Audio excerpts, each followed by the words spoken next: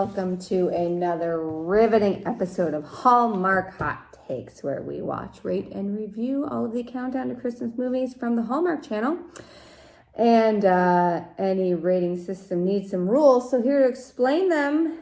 The rules. The rules of the ratings. The candy cane rules. Candy cane ratings. Rules. We each have the opportunity to award a movie a half candy cane, again, no hook, up to 5 candy canes. Combine the score to get us to get a rating out of 10 candy canes. And that is based on how much we liked or disliked this movie. So I'm just going to jump right into the rapid recap for episode 7 of season 4 of Hallmark Hot Takes. Flipping for Christmas, starring Ashley Newbrough and Marco Rosner, I think is his name. So we are going to meet Abby, who is a real estate developer. Person. I think she designs real estate. Yeah. I don't really know what she does, but she has landed a big deal with DevCore to design and build 100 luxury condos in whatever city they're in. Big city. We don't know what city they're in. They may have said it. I don't think I missed it. They don't know.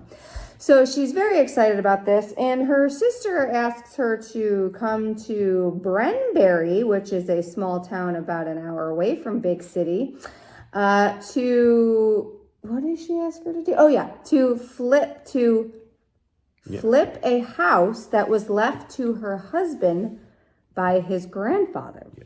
So she comes to Brenbury, and then she meets Bo, who she finds out is the co-beneficiary of the house. He was the grandfather's handyman, and left the house to Bo and the brother-in-law. And Bo and the brother-in-law are disagreeing on what they should do to the house. The brother-in-law wants to sell it so that he can build onto his existing house so that his father-in-law can live there. His father-in-law's just lost his wife. And his job. And his job and his pension, apparently.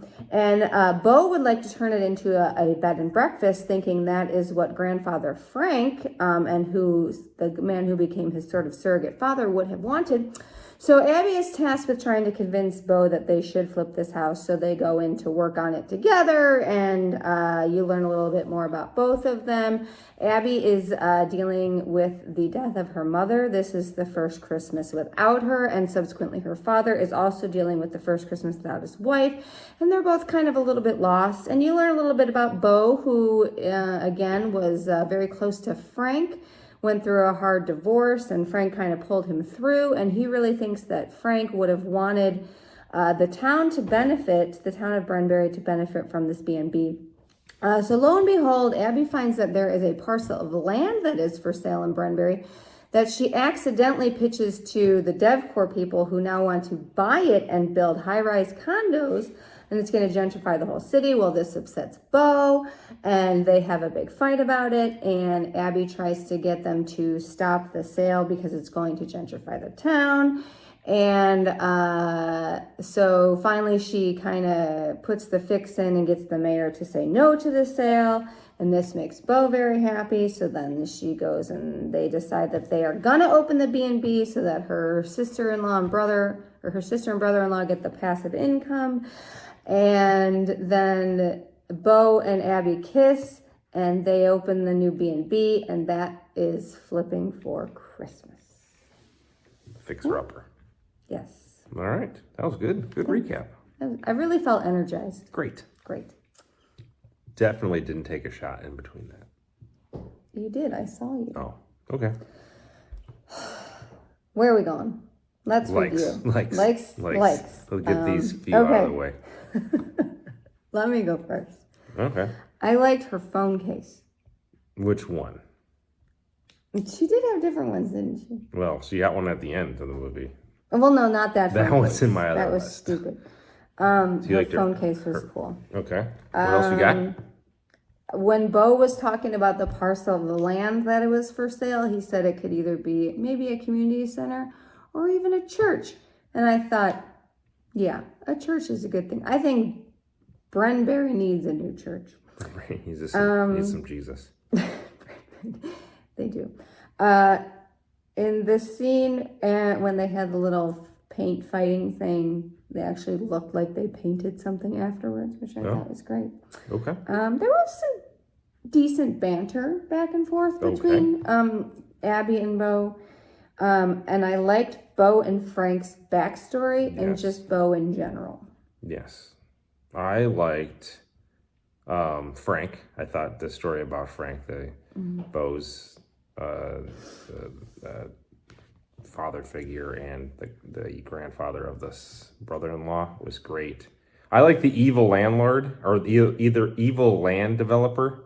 I thought that was interesting because they really played that really to he had the big black car rolls in and he doesn't want to walk a block. He's doesn't care about anything.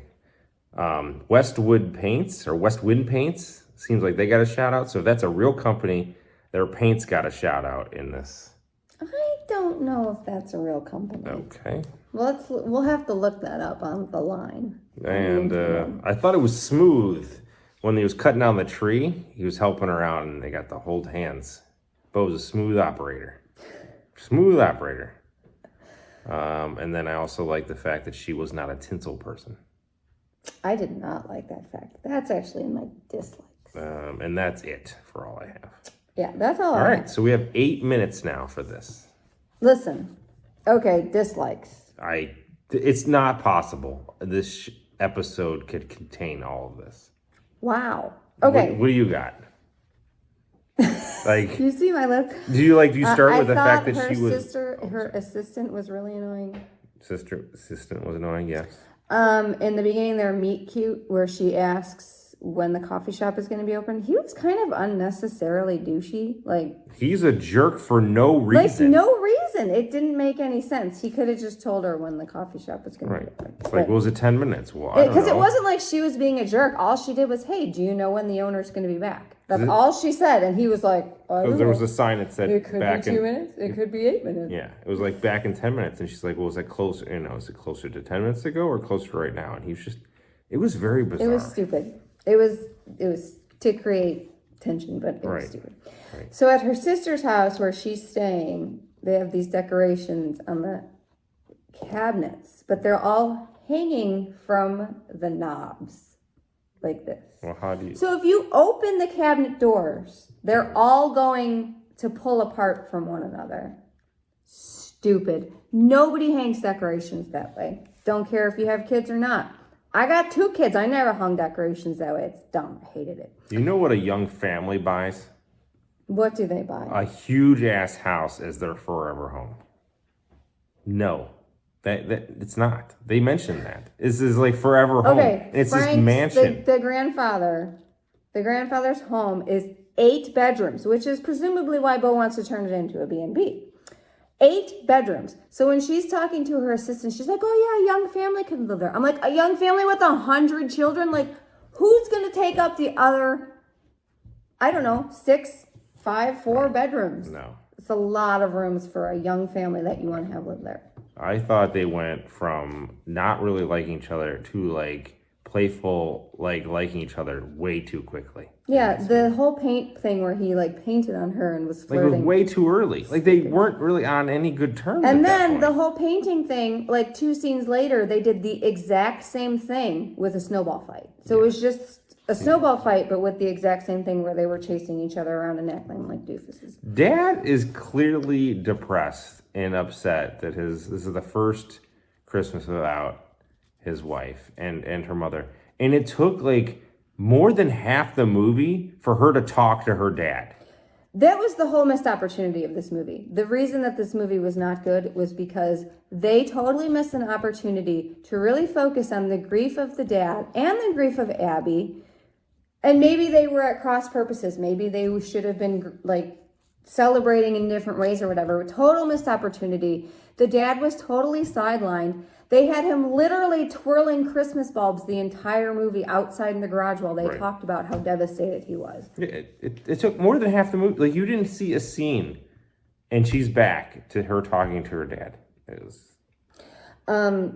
Bo at one point is saying that beige is the color of dry toast. don't think that's accurate. If I'm making toast, it's not beige unless you're just having bread. And if you're going to meet with the mayor to try to put the kibosh on this deal, you don't corner him as he's dressed as Santa loading up presents in his car. You set up a meeting. Like, she calls a Christmas tree farm a Christmas tree park. Yeah. And that's not a thing. He didn't know that her mom died. Okay, so it is established that the brother-in-law and Beau know each other. And then he knows the dad lives there. And he knows that the dad lives there. So, like, he would have known her mom died. Right. And I thought that was a little bit unbelievable.